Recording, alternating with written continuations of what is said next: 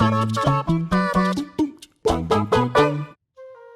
everyone, Jules here for WhatCulture.com, and today I want to talk about one thing, and that is the glorious sport that is video games. And the thing is that we play video games for a variety of different reasons. I mean, some do it to let off steam at the end of the week, others like to stay in the loop by keeping up with each and every new release, and some are just addicted to that sweet and alluring ding sound that trophies and achievements make when they pop. Unfortunately, though, not all achievements and unlockables are worth the effort, as time and time again we'll see challenges that are too difficult, annoying, or time-consuming to get what really amounts to something that, well, completely sucks. So to rewards like these we say thanks, but no thanks, and so I've compiled 10 of them to give you a heads up on what to steer clear of. Think of it as a sort of video game community service. So with this in mind, I'm Jules, this is WhatCulture.com, and these are 10 video game rewards not worth unlocking. Number 10. Barrage Piercing, Monster Hunter Freedom Unite. Monster Hunter Freedom Unite packs so much content into an accessible handheld package that it's genuinely impressive, and with this depth comes a huge character progression mechanic which allows you to tweak your build to focus on increased attack power, increased defense, faster healing, easier tracking, better elemental resistance, and so much more. You can equip these skills by crafting new gear, buying it outright, or earning it by completing certain parts of the game, and this leads me to talk about Barrage Piercing, which is an item that you can unlock by finishing all of the solo battle training quests, and this item gives your character the capacity upskill. Now, completing every single battle training mission is no easy feat. This will require you to defeat high-level monsters in a limited amount of time, and just to stack the odds against you even further, you can't even choose what weapon you'd like to take into the arena, meaning that you'll eventually have to use something you're just not good with or simply don't like hunting horns. They suck. Even worse, the capacity upskill is only usable with ranged weapons, and out of all of the available ranged skills, it is easily near the bottom. So unless you're a long-range player, this is a massive waste of time for everyone else. Number 9. Retribution Axe Pommel, God of War 2018.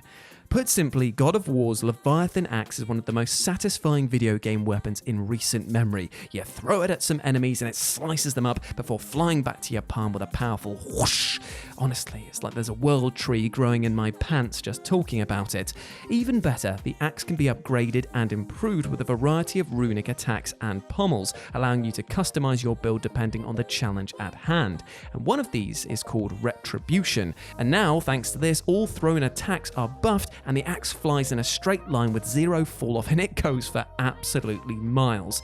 However, you can only get this after killing the Queen of the Valkyries, which may end up being a task so great and challenging that it might take you weeks of practice to overcome. Weeks. Honestly, she is a cheating harpy of a boss, and I hate her. So, can you see the problem here? Why would you want this buff after beating the boss, which by all logic will be the last thing that you do in this game? Sure, it will make getting some of the collectibles easier, but that's it. It is not worth it unless you're aiming for that platinum. Number 8. The HINTBOOK, Fallout 2.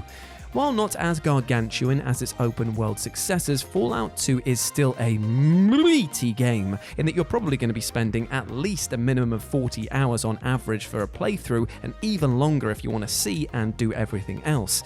And what do you get for completing the main game and taking down the Enclave? Well, aside from giving you a lecture about not many gamers finishing today's games and mocking you for having dedicated so much time to playing it, he'll also give you the Fallout 2 HINTBOOK, which maxes out all of your stats. Now that sounds great, but think about what I just said. You've just completed this game. Why would you need this? You've got nothing else to do. Even the description of the item acknowledges its uselessness, stating, well, this would have been good to have had at the beginning of the goddamn game.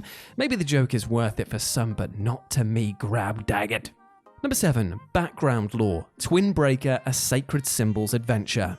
Twin Breaker, A Sacred Symbols Adventure is unusual in that it's a very simplistic brick breaker game with a story. Yes, that's right, this game has a narrative that you also have to unlock, okay?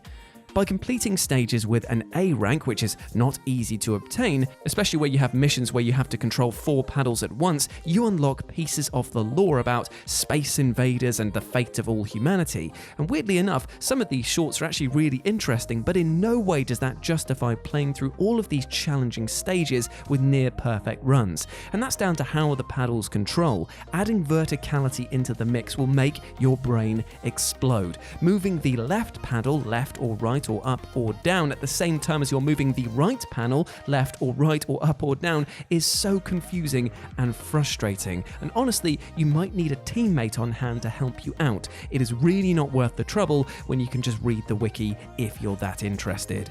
Number 6. The Auditore Cape, Assassin's Creed 2. Assassin's Creed 2 is still one of the best games in the series, with an awesome protagonist in Ezio, a beautiful world, immensely fun stealth combat, and some, for once, decent modern-day sections. But on the other hand, its collectible system totally sucks. Across the game's expansive map, there are 100 hidden eagle feathers for Ezio to gather. They're mainly stashed on rooftops, requiring you to do a lot of precision climbing in order to reach them, and it will take a good few hours to nab each and every one. And annoyingly, the game offers no way to track the feathers that you've collected, nor is there any hint of where they are, so you best be prepared for some blind fumbling or to Google some guides. Well, surely the reward for completing this arduous task is worth it, right? Wrong! With the cape equipped, now all enemy NPCs will hunt you down on sight, meaning that you can't explore anything without being attacked. Great, good. I mean, the fighting mechanics in this game are okay, but unless you're doing it for a YouTube challenge, seriously, what is the point? Number 5. The SLF-450X, Midnight Club 2. When Midnight Club 2 launched in 2003, the short-lived but much-loved franchise had a smash hit on its hands. With solid driving mechanics and a killer soundtrack, it was a blast to play. However, one of the top-tier rewards in this game was less of a rubber burner and more of a skid mark.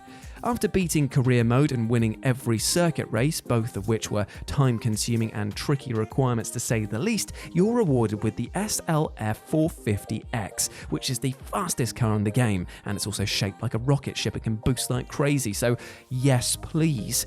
But here's the thing, you only get this after completing the game's toughest races, and you can't use it in the career mode, so all you can really do with it is, well, just cruise around and not race in it. Great. Pass. Number 4. The Secret Credits, Gex. Unlike most entries on this list, which were cool items that had no late-game payoff, this unlockable from Gex was completely pointless from start to finish. In order to fully complete this game, you'd need to unlock Planet X, and then complete its 8 accompanying levels.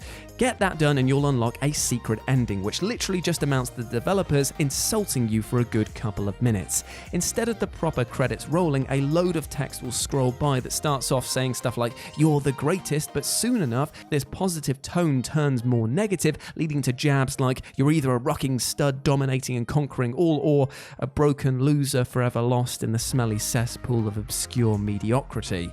The credits then continue, informing you that you could have seen the sun for once, and by the time that they're finished, you'll be feeling pretty damn foolish at having spent all that time completing the game, only to be air quotes rewarded with a bunch of insults. Number 3. The BLAINE skin, Uncharted 2 Among Thieves. Uncharted 2's multiplayer surprisingly was a breath of fresh air, a pacey and fluid combination of third-person shooting and smart environmental traversal. Outwitting a pursuing enemy by jumping over a crate, popping into cover and then shredding them with blind fire did actually make you feel like a proper hero in an action movie. And yet, while the game was enjoyable enough just to play through without worrying about rewards or unlocks, if you did want those late-game unlocks, you best be prepared to work for them. In a post-launch patch, Naughty Dog increased the level cap to 80, requiring a ridiculous 362 million XP to hit. Now, even for skilled players, getting 500,000 XP per hour would have been an impressive feat, and even then, it would still take them 724 hours or 30 days to hit that cap. Average players had no chance. And what did you get for putting in all this time? A skin. A skin that wasn't even that good and could only be used if you happened to be playing as the villains. Just why, Naughty Dog? Why, bad boy? Number 2. Praised by the King, We Love Katamari. The KATAMARI series is the video game equivalent of a stress ball. They're adorable, whimsical, and easy to play with, and the series is just so weird that it's impossible not to get sucked in. However, there is one moment that is so strange that it's almost infuriating. In We Love Katamari, the second entry in the series, there's a bonus level that requires you to gather 1 million roses. Now, considering the game's simple mechanics, that might sound like a quick task, but you know what? It isn't. You can't get them all in a single sitting because they don't all spawn at once, so you have to keep coming back day after day, slowly chipping away at your total.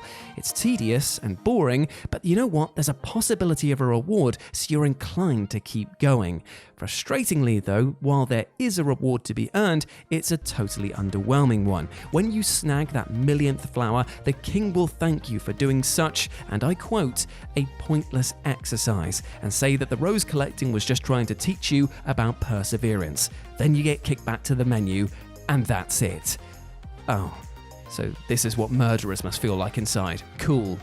And number 1, HESTU'S Gift, The Legend of Zelda Breath of the Wild.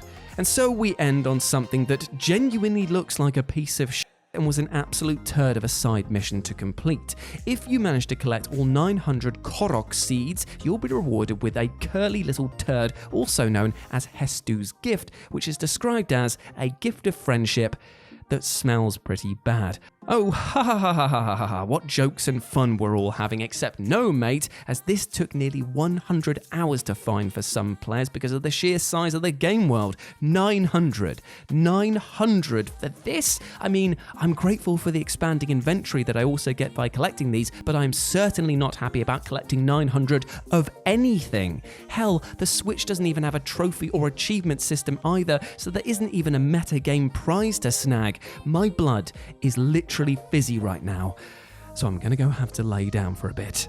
If you want to chat to me further about video games, film, TV, and anything else, you can do so over at RetroJ over on Twitter. But before I go, I just want to say one thing. We spoke today about video games where you had to put a lot of effort in and didn't really get much back from it. And you know what? That is a very frustrating experience. But let's try and unlock something positive within us all today by me telling you that you are an absolute bloody ledge. You deserve love, happiness, and success. We all do as humans, and I hope that whatever you're getting up to today, you go out there and absolutely smash it. If you need help, if you need support, then remember there are friends, family, professionals in the support industry, all of which care about you and want you to do well. Okay? Big love from me to you.